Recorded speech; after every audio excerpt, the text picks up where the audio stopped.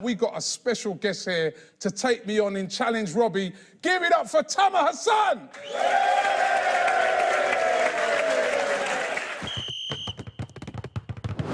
Challenge Robbie. Let me just explain the rules of it. Go on then. If you get the exact result right in your prediction, you get money? 3 points. You don't get money. Nah, I'm going home now. But you get 3 points. If you get the outcome right, you get 1 point. Of course, if you don't get the result right at all, nil point, you don't get any points. Nil right? point. Nil Okay. point. Nil point. So the first game we're going to predict is Millwall versus Everton. Millwall! And I think there's a chance of a giant killing in this game because Everton have really been poor away from home this Listen, season. we're giant killers, mate. We're renowned for it. All right, you know what? At the end of the day, the great thing about being a Millwall support, we get a day out, don't we? We always kind of get to Wembley playoffs or wherever it is. And look, we got to a final against Man United. Yeah, yeah. So, Millwall. What's the score? 2-0. 2-0 to Millwall? No. Change that back 2-1. 2-1. 2-1 to Millwall. We're going to score in the death as well. All right? Yeah. No. I'm going to have to go.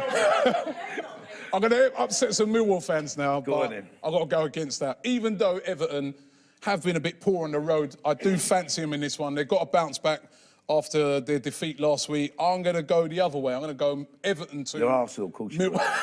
It's nothing to do with that. Go on. Nothing to do with that. Everton 2, Millwall 1. All right. Yeah? That's the all first right. one. The next game we're going to look at is Portsmouth versus Queen's Park Rangers, right? Now... I'll say that. League One Portsmouth, but they've been doing really, really well this season.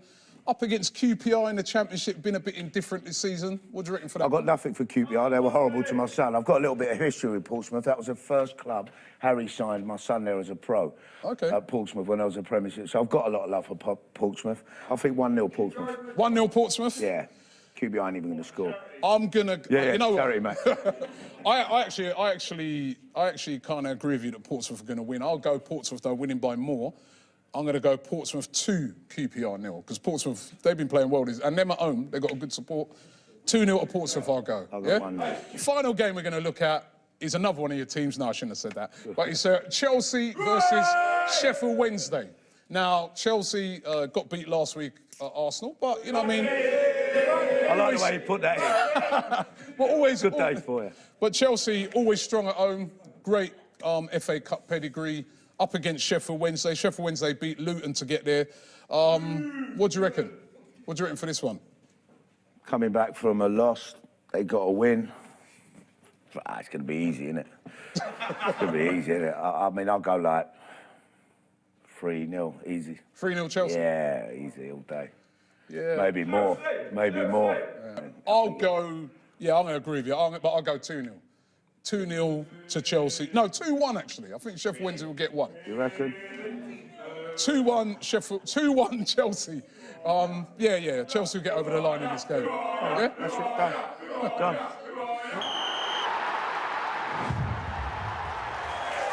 We've got a very, very special on the spot today. In the studio with me, I've got a football icon. Ian Wright is here. Ian Wright!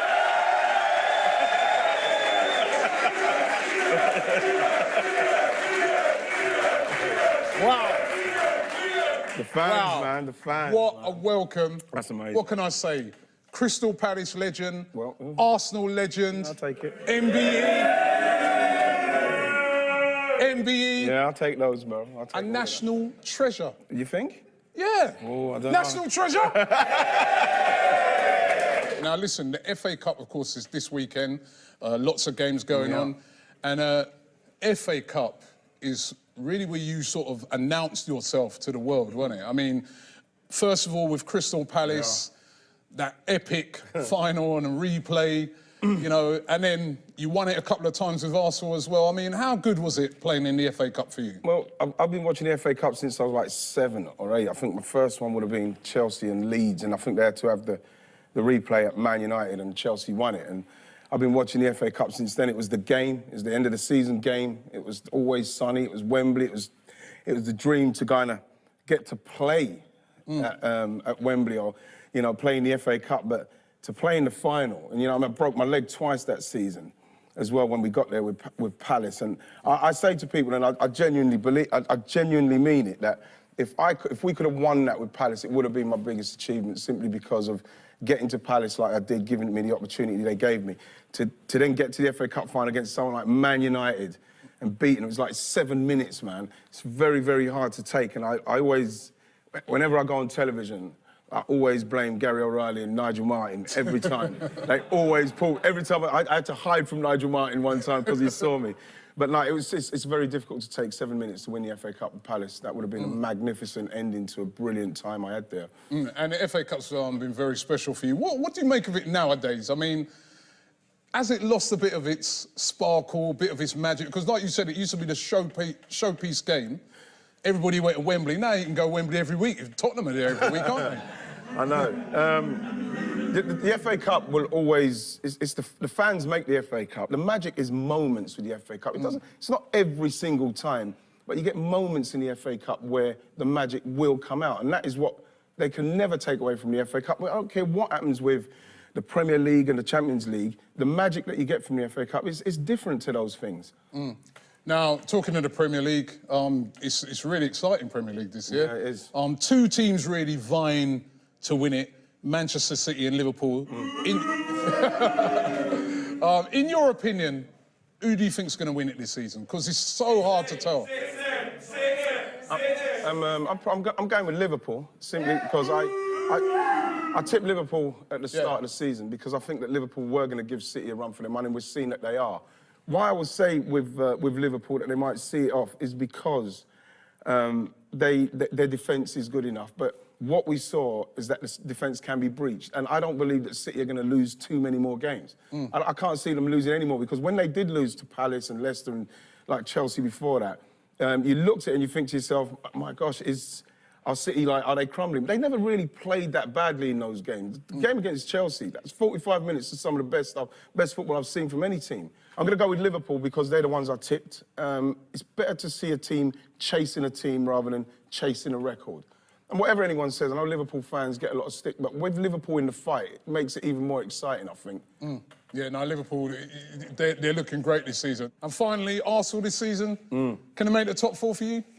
If I'm going to be totally honest, there's going to be a lot's going to have to go wrong. We're looking at Chelsea. It doesn't seem like they're. You saw Chelsea the other day. They get to the box and then something happens. I don't know. It's not. You know. You look at Tottenham. You know, Harry Kane's got injured. Dele Alli's got injured. Something that we always thought might happen with Tottenham if they get injuries to top players. And you'd need that to happen on a consistent basis, then Arsenal to play like they played against Chelsea at home on a more frequent basis. And then they've got half a chance. But if you ask me right now, I wouldn't say they could, no. OK, well, listen, Ian, thank you very much for blessing the show that's a with your presence. Cheers. He's a national treasure, Ian Wright!